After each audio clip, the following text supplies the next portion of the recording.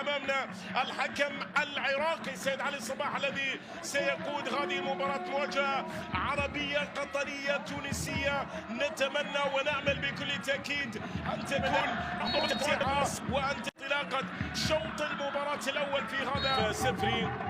المدرب المباراة بتعود من جديد حسين علي صربير في الجهة اليمين عرضية، وكرة في الجهة اليمين عرضية لصالح نادي قطر. سباستيان سوريا كنترول والتسديده، لكن الكره فيها خطا يحتسب، خطا يحتسب.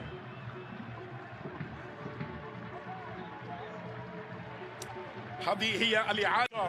يتقدم بشار يرسل الكره للكره للامام، خطا يحتسب من جانب. الكره تبعد، عادت بشار كره، لكن الكره الى خارج ارضيه الملعب الى ركله مرمى.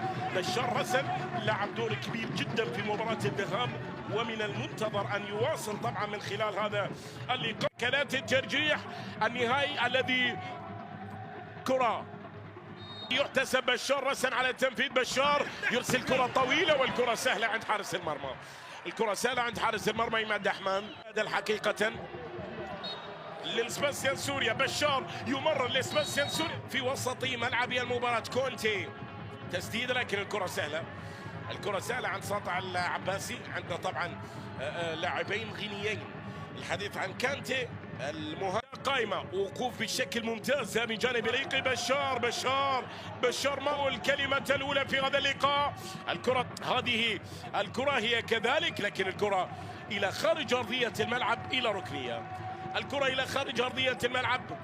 عن الكرة العرضية هي كذلك طويلة، لكن الله على الإبعاد، الله على ساطع العباسي الذي نجح في أن يبعد هذه الكرة الخطيرة نجح في أن يبعدها. ركنية من جديد. لعب المباراة، محاولة للتقدم من جانب بشار، لكن تغطية موجودة من جانب دفاعنا الآخر. بشار يرسل كرة طويلة، لكن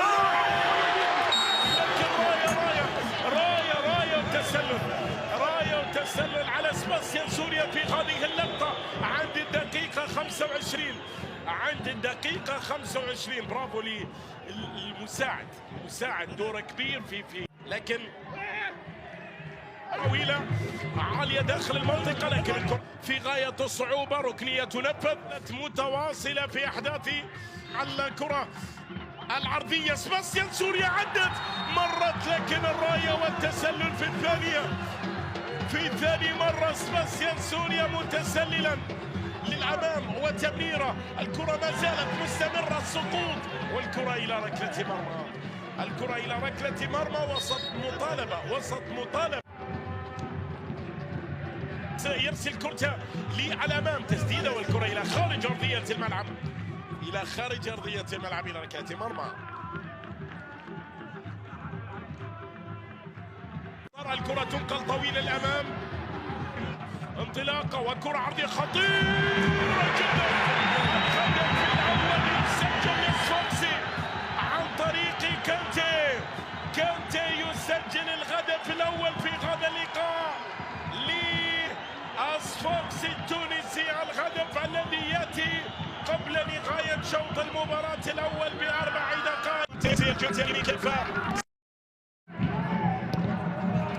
إلى الدور إسراء بدر قبل لحظات يحاول يرسل تسديده، لكن الكرة إلى خارج أرضية الملعب، إذا على ما يبدو لي بأن كالصفاقسي كرة ترسل للأمام تبعد، والكرة إلى خارج أرضية الملعب إلى رمية تماس.